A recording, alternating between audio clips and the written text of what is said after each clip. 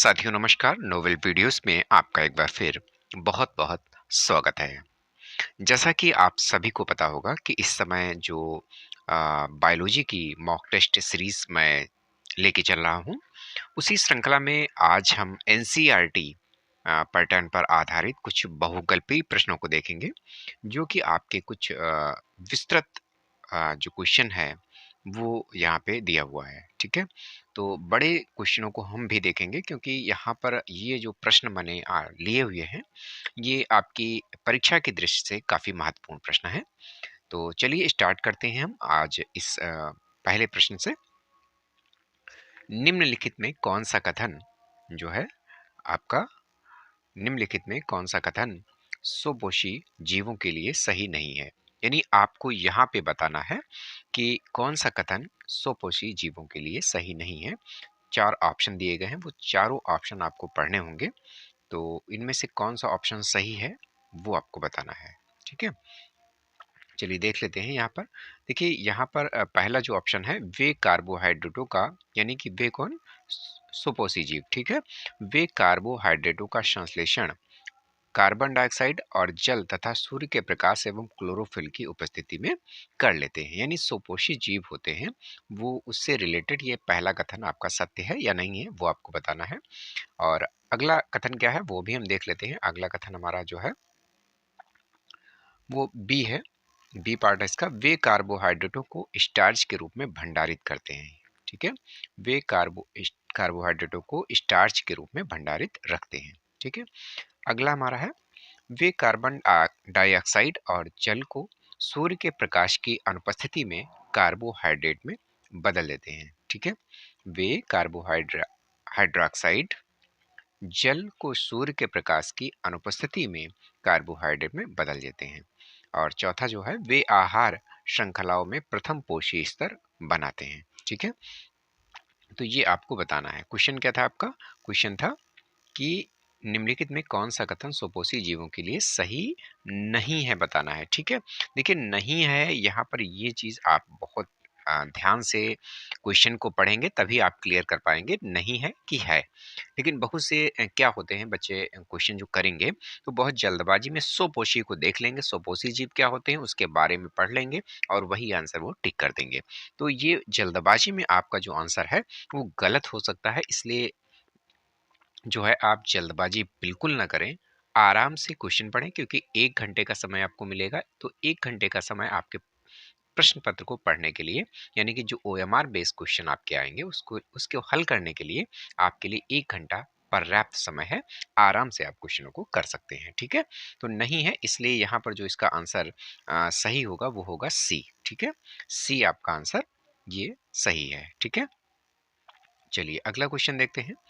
अगला क्वेश्चन है, जीवों के निम्नलिखित वर्गों में किस वर्ग के जीव खाद्य पदार्थों को शरीर के बाहर ही पचाकर उसका अवशोषण कर लेते हैं? यानी जीवों के निम्नलिखित वर्गों में से किस वर्ग के जीव जो हैं वो खाद्य पदार्थों को शरीर के बाहर ही पचाकर उसका अवशोषण कर लेते हैं, ये आपको बताना है।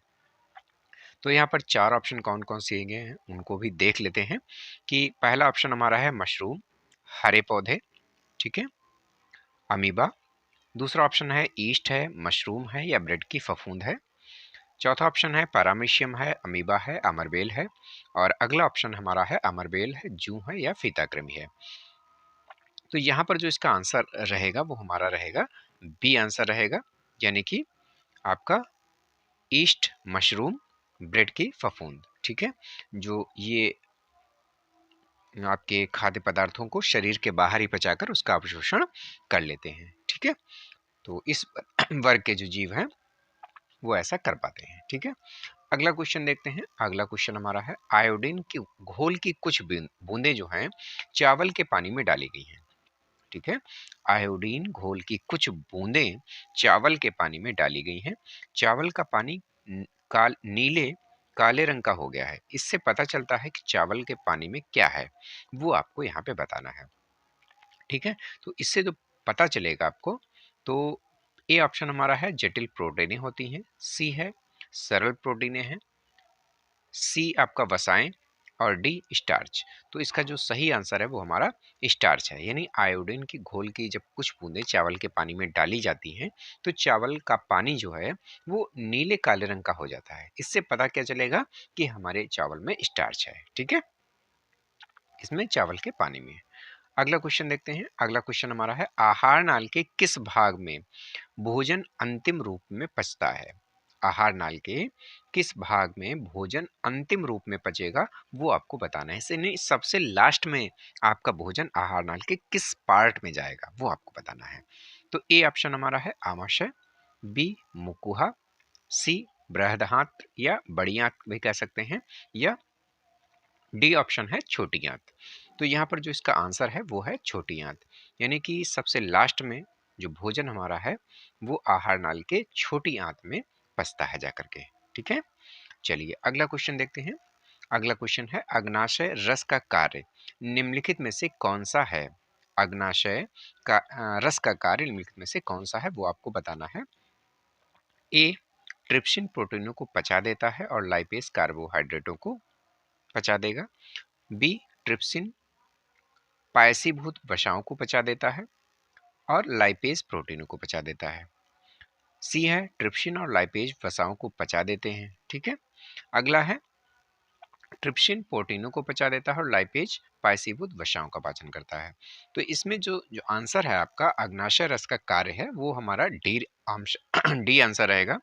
डी आंसर में ट्रिप्सिन प्रोटीनों को पचा देता है और लाइपेज पायसीभूत वसाओं को पचा देता है। ठीक है, अगला क्वेश्चन देखते हैं। अगला क्वेश्चन हमारा है, संकुचन के दौरान, ठीक है, यहाँ पे देख लीजिए छठा क्वेश्चन है, संकुचन के दौरान निम्नलिखित में से कौन सी संरचना हृदय के भीतर रुधिर को वापस विपरीत दिशा में बहने से रोकती है? ठीक है, यानी कि आप देखिए जो हार्ट के अंदर ब्लड आपका बहता है दो दो तरह से बहता है। ठीक है, एक तो शरीर के अंगों से ब्लड हार्ट में आता है, यानी जो अशुद्ध रक्त है वो हृदय में जाएगा और वहां से रक्त जो है कहाँ भेजा जाएगा?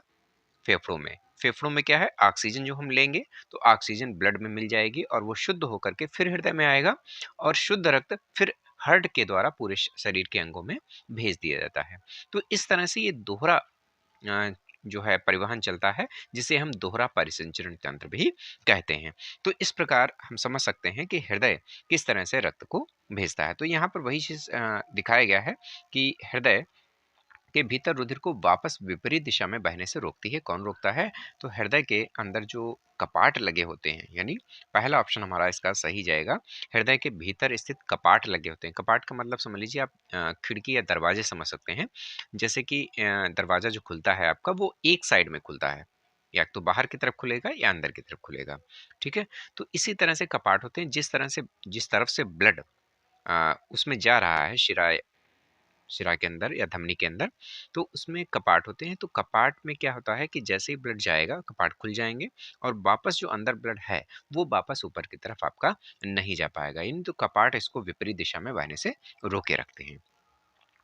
अगला क्वेश्चन देखते हैं। एकल परिसंचरण अर्थात शरीर में होकर एक चक्र के दौरान रुधिर का हृदय में होकर केवल एक बार प्रवाहित होना निम्नलिखित में से किन में पाया जाता है? ठीक है, एकल परिसंचरण जो होता है उसमें, यानी एकल परिसंचरण क्या है? शरीर में होकर एक चक्र के दौरान रुधिर का हृदय में होकर केवल एक बार प्रवाहित होना निम्नलिखित में से किन में पाया जाता है? अभी हमने बताया था कि दोहरा रक्त परिसंचरण किसमें होता है? वो मनुष्य में होता है। ठीक है, हम लोगों में। अब एकल परिसंचरण यहाँ पे जो ऑप्शन दिए गए हैं इनमें से किस में होता है वो आपको बताना है। तो इसका डायरेक्टली मैं आंसर ही आपको बता देता हूँ। इसका आंसर जो है वो हिप्पोकैम्पस है और एक्सोसीटस है और एनाबास है। इन जंतुओं में जो है एकल परिसंचरण पाया जाता है। तो आप इसको अलग तरह से याद भी कर सकते हैं। देखिए यहाँ पर क्वेश्चन आपका कुछ बड़ा है तो इसको क्वेश्चन को आप पढ़ करके जो आंसर देंगे, और दूसरी तरह से डायरेक्टली छोटा करके भी क्वेश्चन पूछा जा सकता है कि एकल परिसंचरण निम्न में से पाया जाता है किसमें? तो चार ऑप्शन देंगे, लेबियो, हिप्पोकैम्पस, हाइला या व्हेल। ठीक है, तो ये चार ऑप्शन एग्जाम में पूछे जा सकते हैं। ठीक है, इस तरह से। तो इनमें से आपको कौन सा आंसर टिक करना पड़ेगा? तो हिप्पोकैम्पस हो जाएगा। ठीक है, तो इस तरह से भी आप ध्यान में रखिएगा। तो इनको कहीं से आप अलग से नोट डाउन भी कर सकते हैं। ठीक है। अगला क्वेश्चन देखते हैं। निम्नलिखित कशेरुकी समूह में हृदय ऑक्सीजनित रुधिर को शरीर के विभिन्न भागों में पंप नहीं करता है, ये आपको बताना है। ठीक है, तो यहाँ पर जो इसका आंसर होगा वो आपको बताना है। तो इसका जो आंसर रहेगा वो रहेगा, देखिए ए ऑप्शन हमारा है पिसीज और अम्फेबिया, ठीक है, और बी है एम्फेबिया और सरीसृप, सी है एम्फेबियन प्राणी, और डी है केवल पिसीज। तो यहाँ पर जो इसका आंसर रहेगा वो रहेगा डी, यानी कि केवल पिसीज। ठीक है। अगला क्वेश्चन देखते हैं। धमनियों का वर्णन करने के लिए सही कथन चुनना है, यानी धमनियां और शिराएं दो प्रकार होती हैं हमारे हार्ट में। ठीक है, दिन में से हृदय जो है बहता है, सॉरी, जो हृदय में रक्त बहता है। तो यहाँ पर धमनियों का वर्णन करने के लिए सही कथन आपको बताना है। तो किस प्रकार कथन सही होगा वो आपको यहाँ पे चूज करना है। तो ए ऑप्शन पढ़ना है आपको कि इनकी भित्तियां, किसकी भित्तियां, धमनी की भित्तियां जो है मोटी और प्रत्याक्ष होती हैं, सही है। इनमें रुधिर उच्च दाब के साथ बहता है, ये भी सही है। ये विभिन्न अंगों से रुधिर एकत्र करके वापस हृदय में पहुंचाती हैं, तो ये चीज यहाँ पर गलत है। ठीक है, तो पहला ऑप्शन हमारा गलत रहेगा। दूसरा देखते हैं, इनकी भित्तियां पतली होती हैं, तो पतली होती ही नहीं है, तो पहला यही यहाँ से आपका गलत हो जाएगा, ये भी गलत हो गया। अगला देखते हैं, इनकी भित्तियां मोटी एवं प्रत्यास्थ होती हैं, इनमें रुधिर कम दाब के साथ बहता है, तो ये भी गलत है, नहीं रुधिर यहाँ पर प्रेशर के साथ में बहता है। अगला देख लेते हैं, इनकी भित्तियां मोटी एवं प्रत्यास्थ होती हैं, इनमें रुधिर उच्च दाब के साथ बहता है और ये रुधिर को हृदय से दूर दूर शरीर के विभिन्न भागों तक ले जाती हैं, तो ये ऑप्शन हमारा सही है। ठीक है, तो इस तरह से आप क्वेश्चन को पढ़ करके आंसर देंगे, यानी पढ़ेंगे, धमनी और शिराओं में अंतर आपने पढ़ा होगा। ठीक है, धमनी क्या है, शिराएं क्या है, वो भी पढ़ा होगा। तो उस तरह से आप उनको पढ़ करके आप अनुमान लगा सकते हैं कि कौन सा आंसर यहाँ पे सही है। चलिए अगला क्वेश्चन देखते हैं, जो कि हमारा लास्ट क्वेश्चन रहेगा। अगला क्वेश्चन हमारा है, निम्नलिखित समीकरणों में कौन से समीकरण को प्रकाश संश्लेषण की क्रिया का समीकरण माना जाता है, यानी प्रकाश संश्लेषण की क्रिया का यहाँ पर आपको समीकरण सही बताना है कि कौन सा है। ठीक है, तो यहाँ पर देखिए समीकरण दिए हुए हैं, वो आप देख लीजिए कौन कौन से समीकरण है। यहाँ पर पहला है 6CO2 + 12H2, ठीक है। उसके बाद में 6C6H12O6 6O2 + 6H2O, यानी कि कार्बन डाइऑक्साइड जल, और बन क्या रहा है यहाँ पर, ग्लूकोज बन रहा है, प्लस ऑक्सीजन बन रही है, प्लस जल बन रहा है। बट यहाँ पर न तो सूर्य का प्रकाश यहाँ पर है और ना ही क्लोरोफिल है, तो पहला हमारा ए ऑप्शन जो है वो गलत होगा। बी वाला देख लेते हैं। बी में क्या है, 6CO2 है प्लस 12H2 है, सॉरी यहाँ पर H2 ही है, और सूर्य का प्रकाश है और क्लोरोफिल यहाँ पर गायब है, तो इस तरह से समीकरण लिखा भी नहीं जा सकता है, तो ये भी गलत है आपका। ठीक है, अगला कुछ देख लेते हैं। अगला क्या है, अगला हमारा है 6CO2 + 12H2 plus chlorophyll plus सूर्य का प्रकाश, ठीक है, और 6C6H12O6 प्लस 6O2 + 6H2O, यानी कि ये ऑप्शन जो है ये हमारा सही है। सी वाला बिल्कुल राइट समीकरण लिखा हुआ है। ठीक है, तो इस तरह से हम समीकरण को याद कर लेंगे ताकि हमारा एग्जाम में समीकरण जो है वो गलत ना होने पाए। ठीक है,